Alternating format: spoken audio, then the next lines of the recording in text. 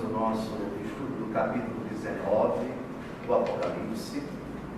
Esse capítulo, como vimos no encontro passado, ele está dividido em duas partes. A primeira é a conclusão daquele longo relato que começou no capítulo 17 e que na Bíblia, Ave Maria, é intitulado de Castigo de Babilônia. Essa parte vai até o versículo 10 e consta basicamente no seguinte: um imenso coro no céu entoa um hino a Deus e ao Cordeiro, que é Deus com o Pai, porque ele foi vitorioso, porque ele triunfou sobre a grande Babilônia.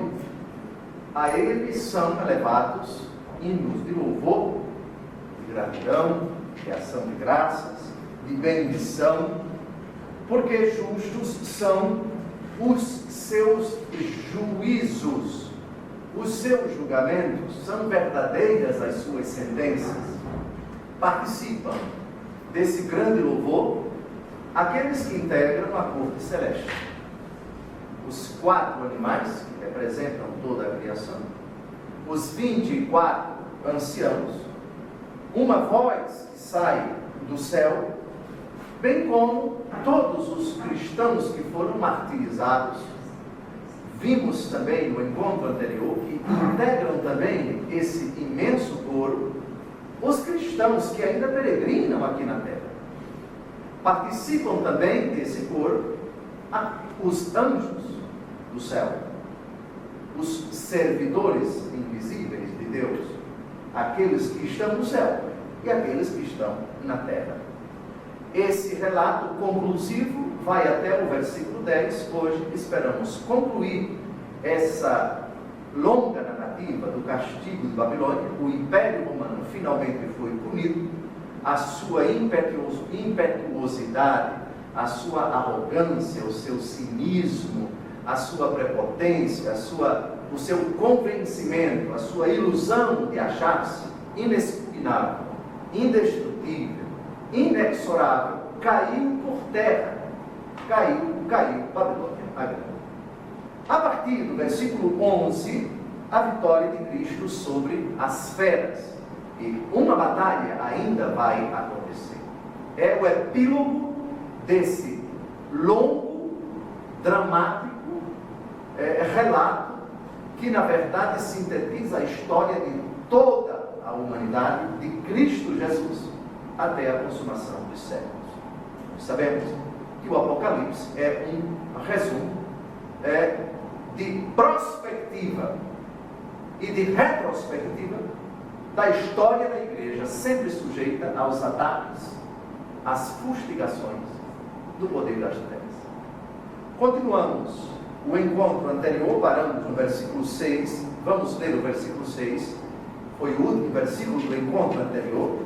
Nisto ouvi, o vidente quem narra, ele está falando de si. Ouvi como que um imenso coro sonoro, como ruído de grandes águas e como ribombar e possantes trovões, que cantava: Aleluia, eis que reina o Senhor, nosso Deus, o dominador. O versículo 7 vai ser a continuação desse canto do imenso coro. Vamos ao texto. Alegremo-nos, exultemos e demos-lhes glória, porque se aproximam as núpcias do Cordeiro, sua esposa está preparada. A expressão núpcias do Cordeiro, ela já apareceu no Novo Testamento. Vocês sabem que das muitas imagens que nosso Senhor Jesus Cristo utiliza para se significar, para falar de si, é a imagem de esposa. Imagem muito sugestiva. Quem é a esposa? A esposa é a igreja, que ele desposa. e desposa na condição de cordeiro, cordeiro imolado. Outra imagem, eis o Cordeiro de Deus que tira o pecado do mundo, disse João Batista acerca de Jesus. Esse cordeiro, que não é mais o cordeiro pascal do Antigo Testamento, um animal irracional, puro, novinho, sem mancha, sem defeito, que fora imolado para ser comido e cujo sangue fora aspergido nos umbrais das casas, naquela noite tão significativa, quando o anjo exterminador passou pelo Egito, matando todos os primogênitos, noite na qual os hebreus saíram do Egito em direção à terra prometida. Agora temos um outro cordeiro, o Cordeiro de Deus que tira o pecado do mundo com a sua imolação, com o sacrifício do seu sangue. Pois bem, as núpcias do Cordeiro, e Jesus é o desposador, é aquele que contrai o matrimônio, é aquele que estabelece uma aliança eterna, definitiva com sua igreja, por força do seu sangue derramado na cruz. É o Cordeiro imolado que desposa a igreja. Pois bem, a igreja aqui chama o seu esposo de Cordeiro. Aproximam-se as núpcias do Cordeiro. Vejamos no capítulo 21 do Apocalipse de São João, versículos de 9 a 10. De novo, essa imagem, só que agora ela está integrada na imagem que descreve a igreja, noiva do Cordeiro.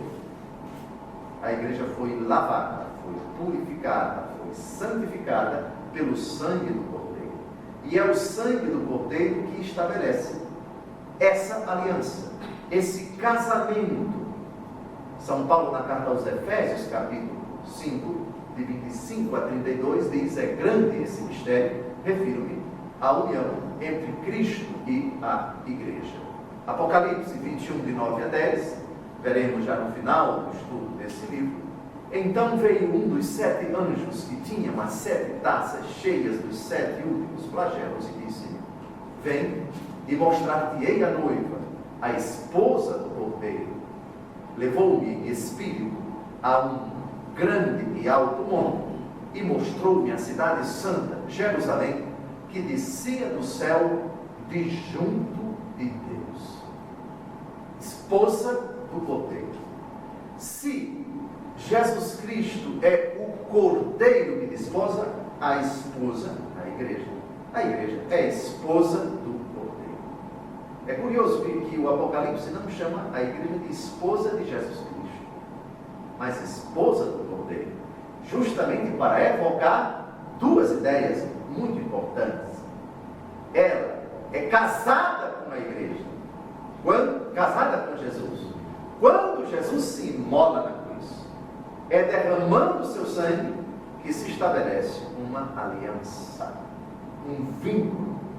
Esse é o cálice do meu sangue, o sangue da nova e eterna aliança, do novo e eterno pacto, pacto definitivo, pacto eterno. Na cruz quem morre? O Cordeiro de Deus. Na cruz quem é derramado? O sangue do Cordeiro. É ali que se estabelece a aliança perpétua, definitiva, entre o Cordeiro e sua esposa, a igreja. Muito bem, a igreja no céu está em festa, alegremos-nos, exultemos, alegria, exultação e o desejo da igreja de dar glória. Aproximam-se as núpcias, por quê? Porque a aliança que fora selada já é um fato incontestável, essa aliança na cruz. É a cruz de Cristo, antecipada de forma ritual na Eucaristia, porque Jesus utilizou essas palavras: o cálice do meu sangue, o sangue da nova e eterna aliança. Ele disse na véspera de sua morte.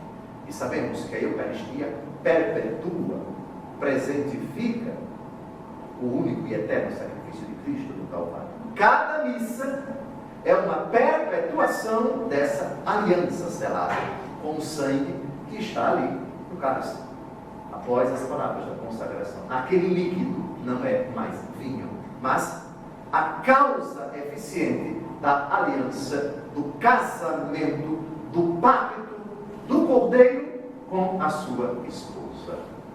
Ainda há um texto muito bonito para São Paulo, não apenas para São João, mas para São Paulo, cuja teologia é mais antiga do que a de São João. São Paulo tem consciência de que ele é o pastor da igreja, como apóstolo, não somente ele, mas os demais apóstolos também.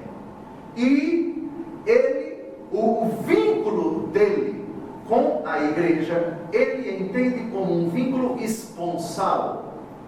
Ele é o esposo, a igreja é a esposa. Vocês sabiam então, já sabem por que o bispo usa o anel. E não pode tirar de jeito nenhum, como mulheres casadas não podem tirar a aliança. Maridos casados não podem tirar a aliança. Daqui a pouco eu pedi para todo mundo levantar. Viúvos não estão mais obrigados. Muito bem. Esposas casadas queiram levantar as alianças, por favor. Ótimo. Esposos casados queiram levantar a aliança, por favor. Eu também. Só que a minha esposa é a igreja. Vamos então a essa imagem muito cara do apóstolo Paulo, segundo aos Coríntios, capítulo 11, versículo 2.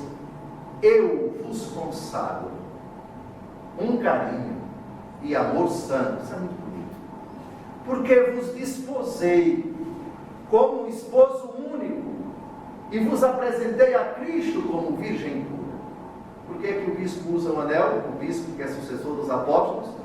Por causa desse versículo. Desse versículo aqui. A relação do bispo com a igreja, com a diocese, enfim, seja em qual âmbito. Se é o bispo de Roma, é toda a igreja, porque ele é o pastor de toda a igreja universal, apacenta as minhas ovelhas, disse Jesus a Pedro, afirmação que perdura, que é aplicada ao sucessor de Pedro, e aos bispos sucessores dos apóstolos. São Paulo é apóstolo, cada um na sua diocese. A frase é exatamente esta. Eis a razão de usarmos este anel, esta aliança. Então, eu vos desposei como esposo único e vos apresentei a Cristo como virgem pura. Perfeito. Isso para matizar a ideia de núpcias do cordeiro. Sua esposa está preparada. A igreja está pronta para ser desposada na glória. Vejam, ela já foi desposada na cruz. A igreja já é a esposa de Cristo. A aliança já foi selada. E é eterna, é definitiva. Na glória é a consumação. O arremate, a plenitude dessa realidade que já é concreta, mas ainda não chegou ao seu termo. Por quê? Porque a igreja ainda peregrina aqui na terra. Lá na glória, todos estão preparados para essa festa de núpcias. Caminhamos para quê, amados? Para o esposo. Quem pode dizer qual foi a parábola de nosso Senhor Jesus Cristo, onde ele descreve exatamente ele como esposo, noivo, e a igreja como noivas? A parábola das virgens prudentes e das virgens imprudentes. Muito bem, não vamos escrevê-la aqui. Muito bem, dito isso, vamos agora ao versículo 8. Foi-lhe dado revestir-se de linho puríssimo e resplandecente, pois o linho são as boas obras dos santos. Reparem nesse versículo que nós temos uma coisa que nos ajuda bastante. O próprio texto explica o significado do linho puríssimo, do linho resplandecente. O linho é uma veste simples, porém autêntica e nobre. Há linhos e linhos, nós sabemos, há o linho de uma qualidade inferior, enfim. Mas isso é invenção nossa, aqui do Ocidente. Porque se nós formos ao Oriente, qualquer país oriental, no mercado, eu quero comprar linho, a gente já sabe. É material de qualidade e é caro. Linho no Oriente é sempre tecido nobre. Nobre, autêntico, simples. É um tecido muito sóbrio, branco, simplesmente.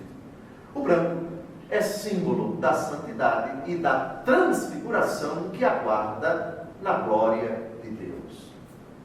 Já vimos a questão das vestes, foram dadas vestes brancas para os mártires, aqueles que clamavam no capítulo 6, até quando, Senhor, deixarás de fazer justiça àqueles que derramaram nosso sangue na terra, etc. E foram dadas vestes para eles e pediram que eles aguardassem o momento até que se completasse o número dos eleitos.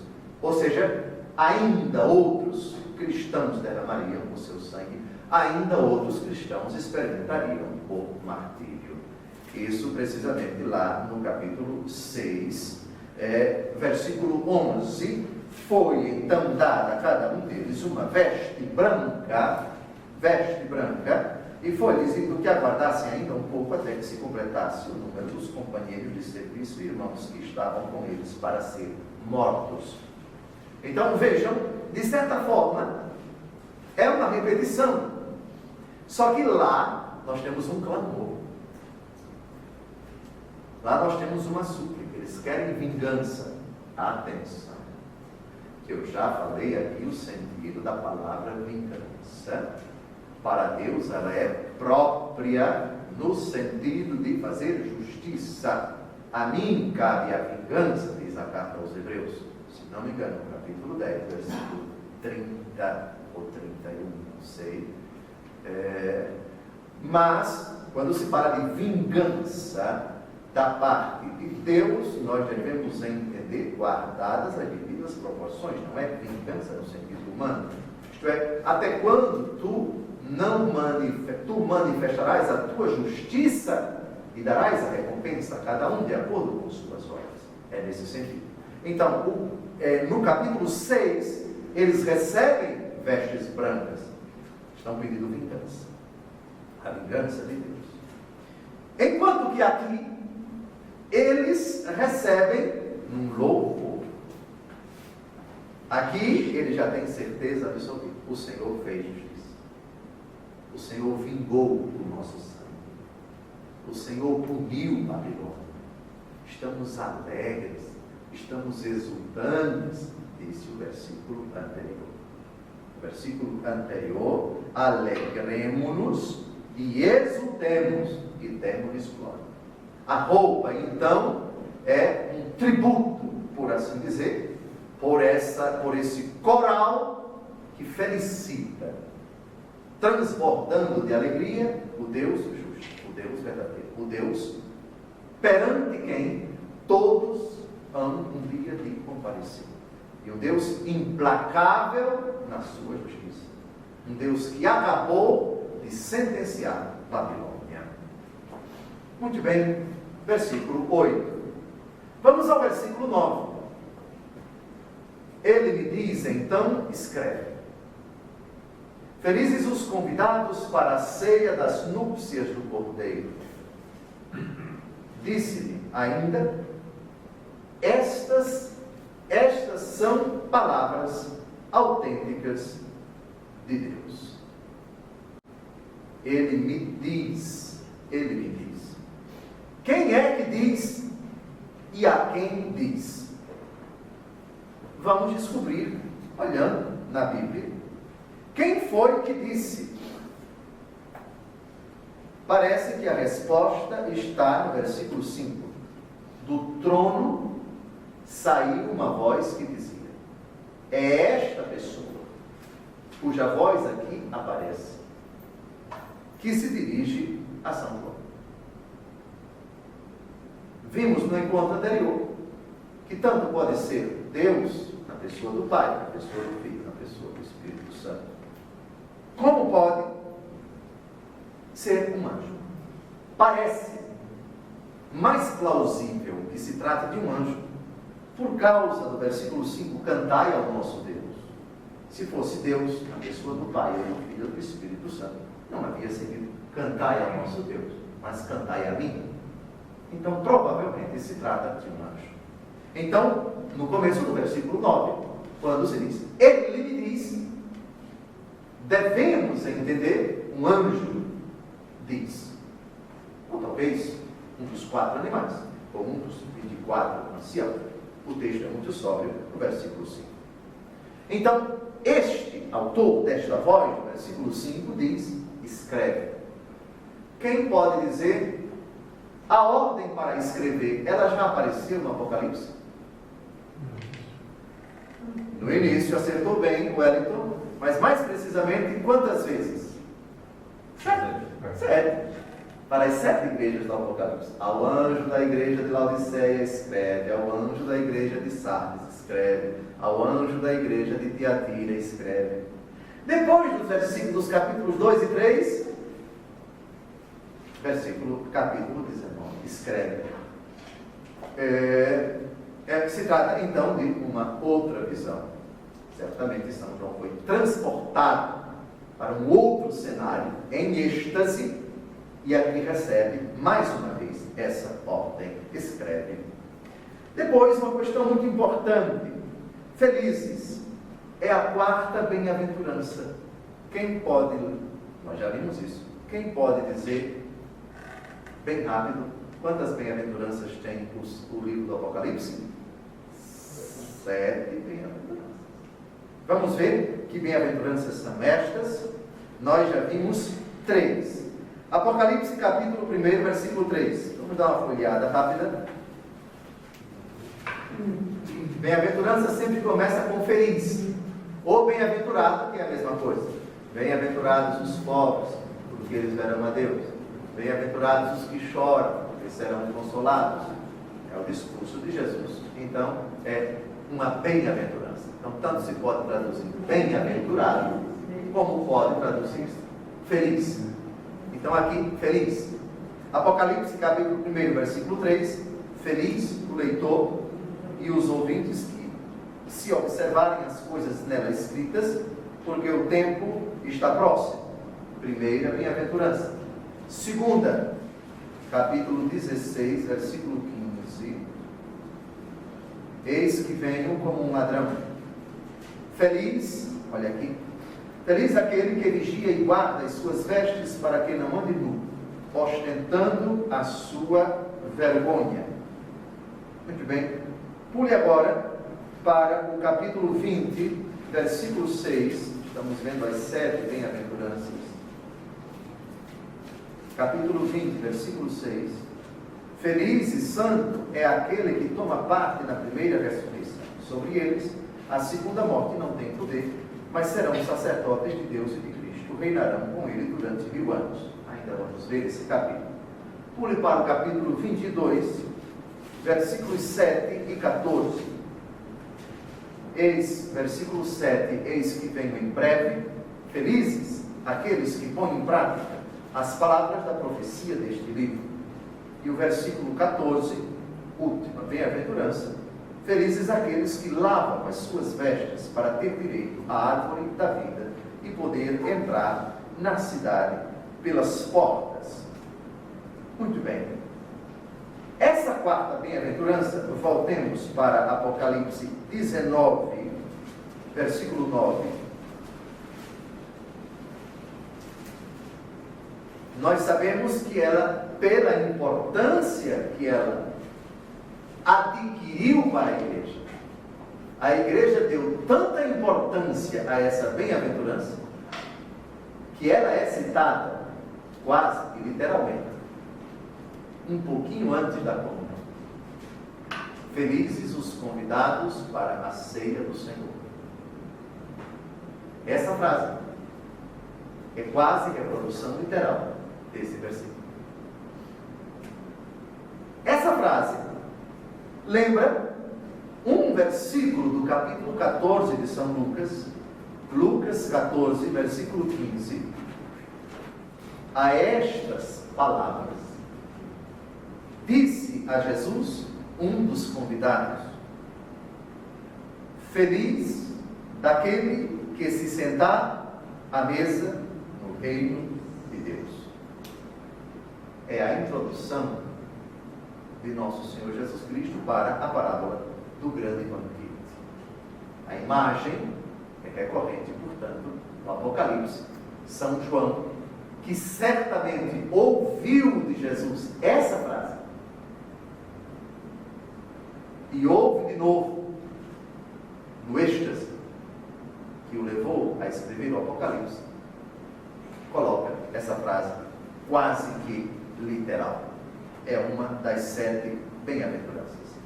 Muito bem, vamos ao versículo 10. Prostrei-me aos seus pés para adorá-lo. Mas ele me diz: não faças isso. Eu sou um servo como tu e teus irmãos, possuidores do testemunho de Jesus. Adora a Deus, porque o espírito profético não é outro que o testemunho de Jesus. Ele, como judeu, sabia que só se deve adorar a Deus.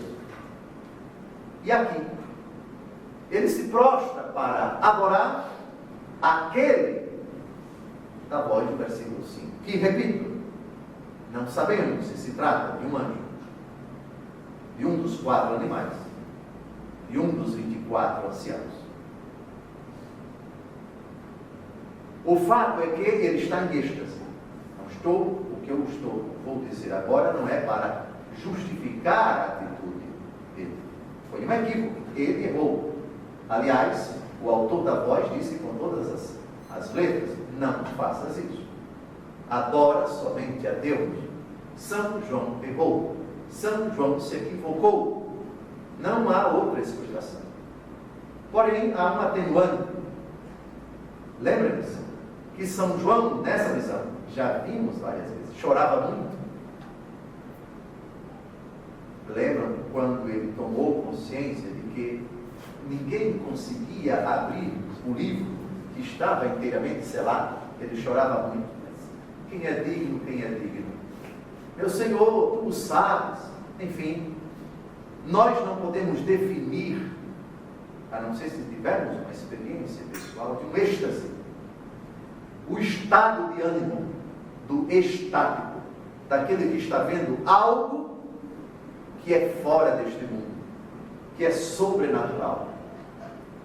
Todos nós sabemos que quando ficamos maravilhados, ficamos como que bobos, perplexos. E não raro, nossas ideias, nossas palavras, nossos gestos não se revelam normais. Por favor, era o que eu tinha a dizer a respeito desse erro. Foi erro, sem dúvida alguma. Mas atenção para o atenuante. Nós estamos aqui diante de um homem que já está no final dessa experiência longa. Ele já viu muita coisa, já estamos no capítulo 19. Então isso é um atenuante. Não faças isso. Isso também é importante para nós católicos. Atenção, internautas. É calúnia dizer que os católicos adoram outro ser, senão Deus. Calúnia. Calúnia, simplesmente calúnia. Só adoramos o Pai, o Filho e o Espírito Santo. Por isso é fora de propósito que a Igreja Católica Apostólica Romana ensina ou pratica a adoração de seres fora do Pai, do Filho e do Espírito Santo, fora do único Deus. Adora a Deus. Mas se o verbo é venerar, devemos venerar todas, além de Deus, que é digno de venerar, de adoração e de veneração. Venerar é manifestar respeito, manifestar reverência, manifestar homenagem. Veneramos Deus e o adoramos. E veneramos tudo que é fora de Deus, porque é obra de Deus. Veneramos a criação. Veneramos os homens e as mulheres. Mas há uma veneração especial para os santos e santas de Deus, homens e anjos. E de todas as venerações, a especial Hiperdulia, dizem os gregos, os orientais. Hiper é grande, dulia, veneração. A igreja sempre tributou aquela que o Pai escolheu por meio do Filho na força do Espírito, antes que o mundo fosse criado, para ser a mãe do Salvador. Hiperdulia, grande veneração. Grande veneração, a Virgem Maria. Aos demais santos, veneração. As demais criaturas, porque são obras de Deus, uma veneração em menor escala. Muito bem, agora a Deus. Eu sou um servo. Não diz que é um servo angélico ou um servo humano. Como tu e teus irmãos.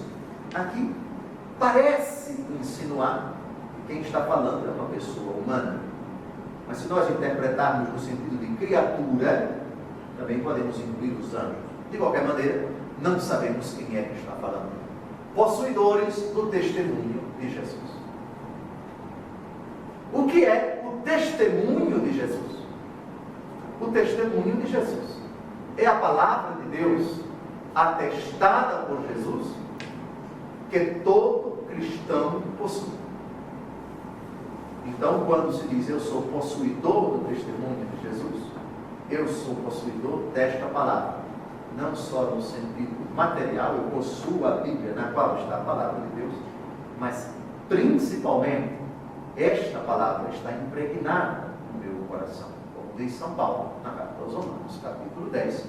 A palavra está ao teu alcance, em tua boca e em teu coração.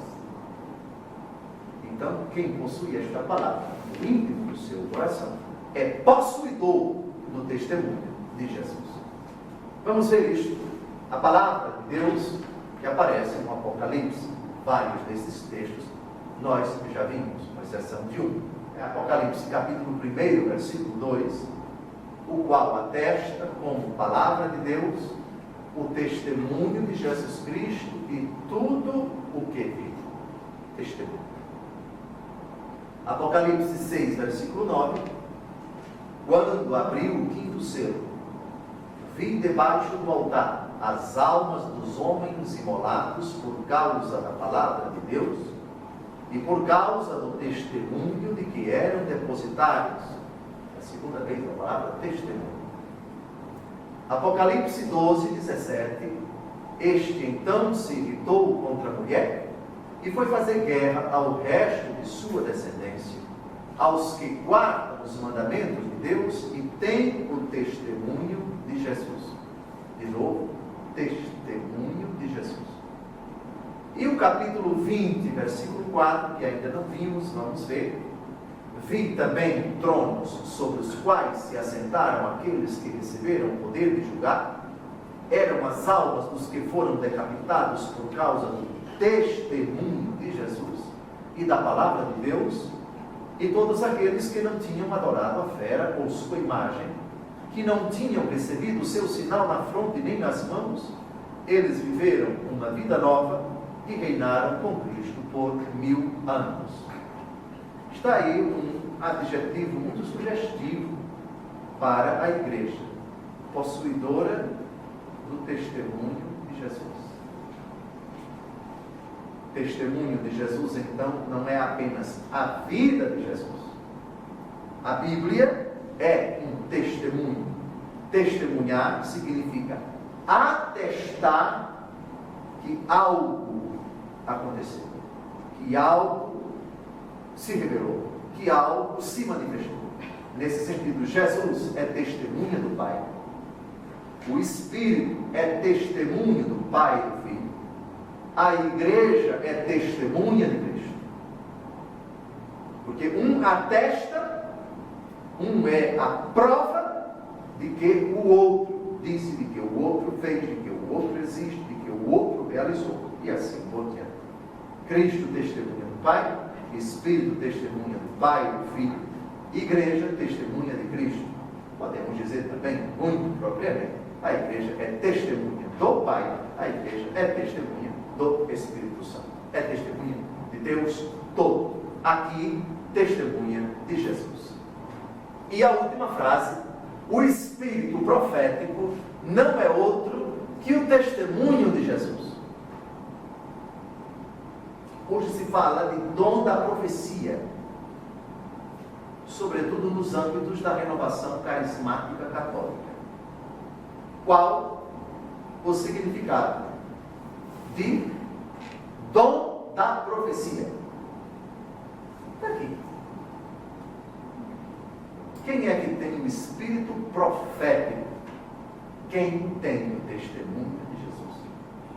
No sentido estrito, porém, o dom da profecia se diz respeito ao dom de determinadas pessoas de prever coisas futuras. Mas vejam, isso no sentido estrito, porque no sentido amplo, pelo batismo, toda a igreja tem o espírito profético, porque o espírito profético não é outro que o testemunho de Jesus. Que fique bem claro, caro internauta, no sentido amplo, no sentido do Apocalipse, capítulo 19, toda a igreja é profética. Todos os batizados têm o espírito profético. E o que o apóstolo Paulo vai dizer na primeira aos Coríntios, em várias passagens, sobre o dom da profecia, a igreja entendeu esse dom como uma prerrogativa de prever coisas futuras. Muito bem. Versículo 11. Vi ainda o céu aberto, eis que aparece um cavalo branco, seu cavaleiro chama-se Fiel e Verdadeiro, e é com justiça que ele julga e guerreia.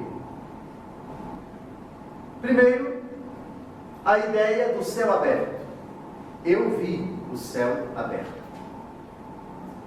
Essa ideia, tanto no Antigo Testamento como nos Evangelhos, está relacionada com revelações de importância, de grande importância. Ou seja, quando o céu se abre, uma grande revelação vai acontecer. Um grande dado para o mundo, para a igreja, agora vai ser comunicado. Vamos dar uma olhada no livro do profeta Ezequiel, capítulo 1, versículo 1. No 30º ano, no 5º dia do 4º mês, quando me encontrava entre os deportados às margens do rio Gobá, abriram-se os céus e contemplei visões divinas. Nós sabemos que muitos profetas escreveram depois de terem tido visões. Ezequiel é um deles. E o início da experiência dele, dessas visões, é marcado pelo céu se abrindo. Então não é uma novidade. Eu vi o céu se abrindo. Do Apocalipse. Muito bem. Vamos agora ao Evangelho segundo Marcos, capítulo 1, versículo 10. O contexto nós já sabemos. É o batismo de Jesus nas águas do Jordão. Os céus vão se abrir. Uma comunicação importante vai ser feita. É a manifestação da Trindade, a voz do Pai, o Espírito Santo que desce em forma de pomba e Jesus que acaba de sair das águas do Rio Jordão. Marcos, capítulo 1, versículo 10.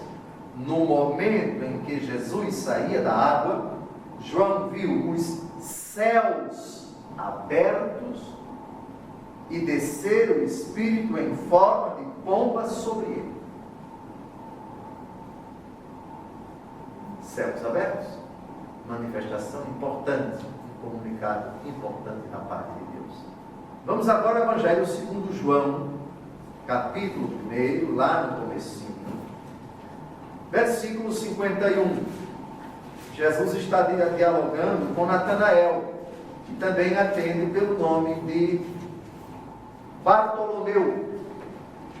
dia de São Bartolomeu, 24 de agosto, todo mundo sabe, Jesus diz, João capítulo 1, versículo 51, em verdade vos digo, vereis o céu aberto e os anjos de Deus subindo e descendo sobre o Filho do Homem. Então, que conclusão nós devemos tirar do versículo 11? Em Jesus Cristo, Deus vem realmente à terra. Se os céus se abrem, e Deus se comunica, e Deus se revela, ideia que se encontra em Ezequiel, ideia que se encontra nos relatos do batismo de Jesus. Citamos apenas Marcos, mas também São Mateus e São Lucas escrevem o batismo de Jesus. Deus vem à terra na pessoa de nosso Senhor Jesus Cristo. Depois, um cavalo branco. Vamos ver a memória de vocês.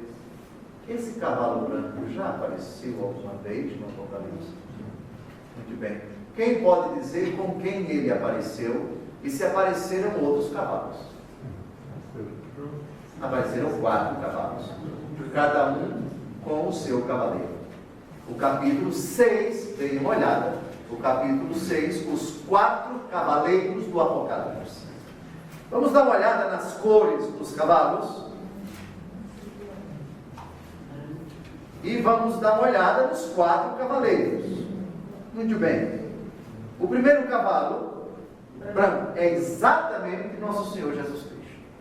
Quando nós estudamos o capítulo 6, nós viemos aqui no capítulo 19, para perceber que esse cavaleiro era a palavra de Deus, o verbo que se fez carne, nosso Senhor Jesus Cristo. Cavalo branco, e o cavaleiro nele é a palavra de Deus, o próprio Cristo, o testemunho de Cristo. Segundo cavalo está no versículo 4, cavalo vermelho. Quem está montado nele? Aquele que tem o poder de tirar a paz da terra. Portanto, esse segundo cavaleiro chama-se, e de modo que os homens se matassem uns aos outros, podemos chamar de guerra, sem dúvida alguma. Terceiro cavalo é o cavalo preto. No versículo 5, e me parece que esse cavalo tem um nome. Esse nome se chama Fome. Sim. E o 4º cavaleiro do Apocalipse tem uma cor. Qual é a cor? Esverdeada. E ele tem um nome horrível que aparece no versículo 8. É a morte. Então nós temos Cristo Jesus, nós temos a guerra, nós temos a fome e nós temos a morte. Está claro? Muito bem. Voltemos para o Apocalipse, capítulo 19, versículo 11. O cavalo branco indica a chegada do juiz, que aparece como comandante que triunfa sobre os seus inimigos. É cordeiro imolado, triunfou, a morte não tem mais domínio sobre ele, portanto ele não pode ensanguentar. Eu disse isso para nós compreendermos o versículo 13 do capítulo 19. Está vestido com um manto tinto de sangue e o seu nome é Verbo de Deus. Esse sangue, nós veremos alguns exegetas pensam que se trata do sangue do próprio cordeiro. Ora, mas se o cordeiro já foi imolado, o seu corpo está ressuscitado, não ensanguenta mais, não sai sangue do seu corpo. É uma interpretação, mas a maioria dos intérpretes não enxerga esse sangue que está no manto do Verbo de Deus, que é Jesus, o sangue dele mesmo, mas o sangue daqueles que Jesus vai enfrentar nessa batalha que vai se perfilar ainda no capítulo 19 que estamos a investigar. Muito bem. Depois, outra informação muito importante: fiel e verdadeiro. Repare que no versículo 13, Jesus é chamado de Verbo de Deus. E no versículo 11, é chamado de fiel e verdadeiro. Dê uma olhada no versículo 9, que já vimos. Ele me diz, então escreve, felizes os convidados para a ceia das núpcias do Cordeiro. Disse-me ainda, estas palavras são autênticas de Deus. Estas são palavras autênticas de Deus. Ideia que reforça a expressão fiel e verdadeiro. Dê agora uma olhada no capítulo 22, versículo 6. Ele me disse, estas palavras são fiéis e verdadeiras. E o Senhor Deus dos Espíritos dos Profetas enviou o seu anjo para mostrar aos seus servos o que deve acontecer em breve. Vejam lá em cima, palavras que são fiéis e verdadeiras. Olha lá em cima, versículo 11. Jesus é o fiel e verdadeiro.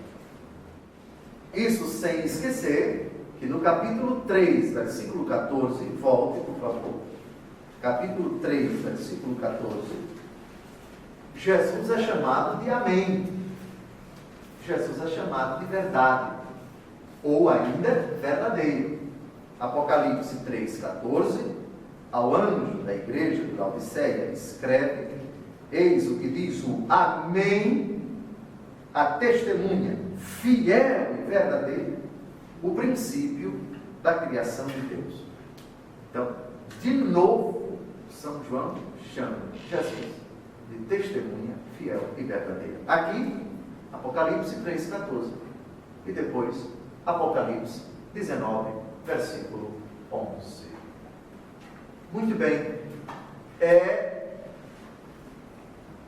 Com justiça que ele julga e guerreia. Olha que interessante. Não é uma imagem muito comum no Novo Testamento chamar Jesus de guerreiro.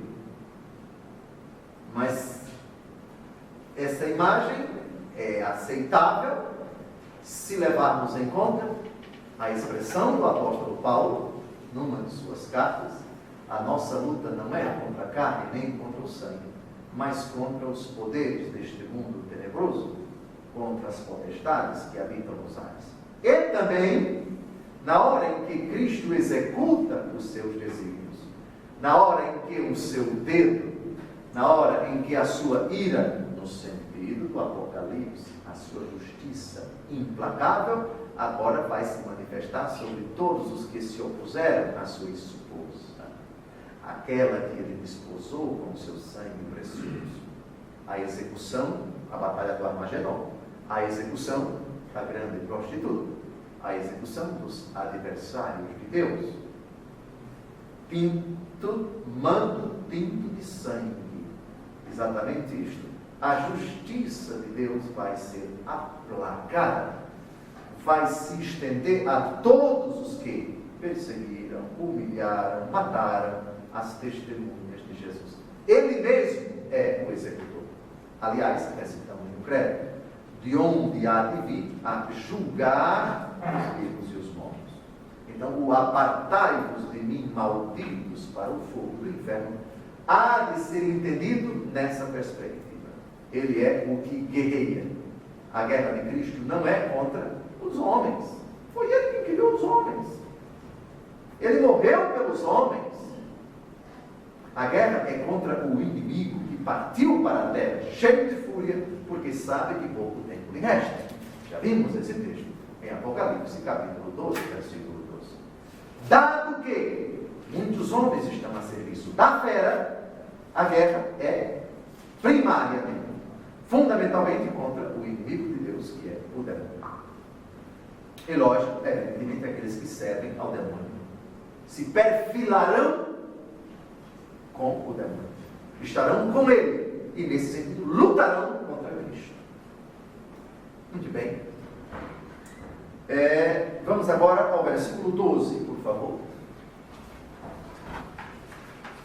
Tem olhos flamejantes há em sua cabeça muitos diademas e traz escrito um nome que ninguém conhece senão ele. Então, José, que imagem assustadora. Eu pensei que nosso Senhor Jesus Cristo tinha olhos tão lindos, agora ele vem com olhos flamejantes. Será que ele tem olhos como se fosse uma pessoa drogada, que fica bem vermelho, pegando fogo? Olha que o livro do Apocalipse, por favor, está carregado de simbolismos. Aliás, essa ideia de olhos flamejantes, nós já vimos 2 vezes no Apocalipse. Vamos ver Jesus com os olhos flamejantes, no capítulo 1, versículo 14. Como vocês percebem no versículo 13, deem uma olhada. O versículo 13 cita explicitamente o Filho do Homem, é Jesus Cristo. Diz o versículo 14: tinha ele cabeça e cabelos brancos, como lã cor de neve. Seus olhos eram como chamas de fogo. Claro, já vimos o significado, não é? É o olhar que abraça, o olhar que penetra, o olhar cheio de zelo, o olhar que julga tudo, que vê tudo, que abarca tudo, que envolve tudo. E o capítulo 2, versículo 18, por favor. Ao anjo da igreja de Tiatira escreve: eis o que diz o Filho de Deus, que tem os olhos como chamas de fogo e os pés semelhantes ao fino bronze. Então, é uma expressão, é uma imagem que já apareceu e diz respeito ao olhar onisciente. Um olhar que sabe de tudo, que tudo esclarece e tudo penetra. Esse é o sentido dos olhos flamejantes de Cristo, não é? Os olhos pegando fogo. Diademas. O que significa o diadema? Todos nós sabemos o que é o diadema. É o símbolo do poder soberano. Quem usa o diadema é o rei, e o rei é aquele que é o detentor de todo o poder. O diadema se refere à investidura numa autoridade régia. Se é rei, tem a prerrogativa de usar o diadema.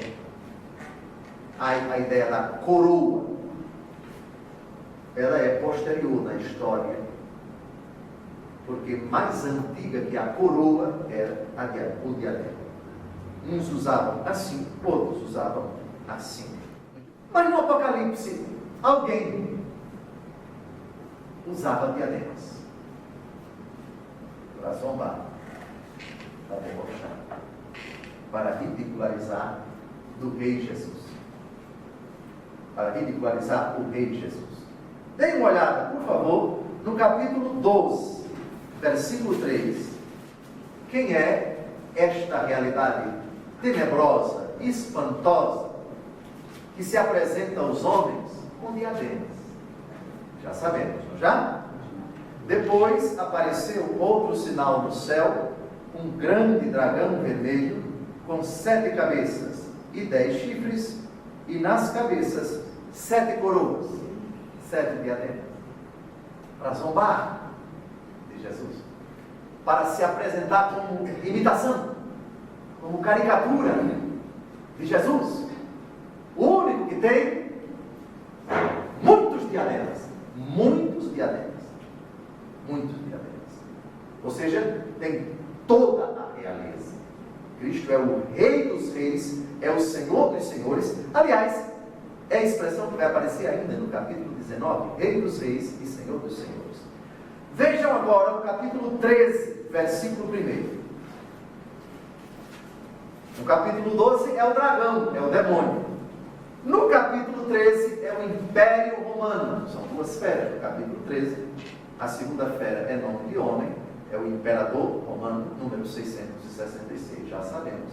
Mas a primeira esfera, o Império Romano, aparece também, vejam, via então levantar-se do mar uma fera que tinha 10 chifres e 7 cabeças, e sobre os chifres 10 diademas, e nas suas cabeças nomes blasfematórios. O Império Romano também se apresenta como substituto de Cristo, como caricatura de Cristo, como aquele que pretende seduzir as pessoas. Não olhem para Cristo, que é o rei é o império. A realeza está em Roma, não está em Jesus Cristo. E o nome que ninguém conhece, senão ele, senão o próprio Jesus, é o mistério de sua essência. Os estudiosos do Apocalipse dizem que aqui se trata do tetragrama sagrado. Êxodo capítulo 3, teve a questão da dona Cidinha, que falou do nome Javé, que está proibido, etc. Os não católicos chamam de Jeová, não católicos, digo, não católicos nem ortodoxos. O nome certo não é Jeová, mas é Javé. Trata-se aqui do nome de Deus, o nome santo, o nome proibido, o nome misterioso, é o nome do próprio Deus, o tetragrama citado no capítulo 3 do livro do Êxodo. Muito bem, como estamos exatamente a 1 hora do nosso encontro, paro por aqui, convidando você no próximo encontro, sábado, se Deus quiser, a certamente dar continuidade a esse capítulo 19, paramos no versículo 12, oxalá consigamos concluir no próximo encontro esse capítulo 19.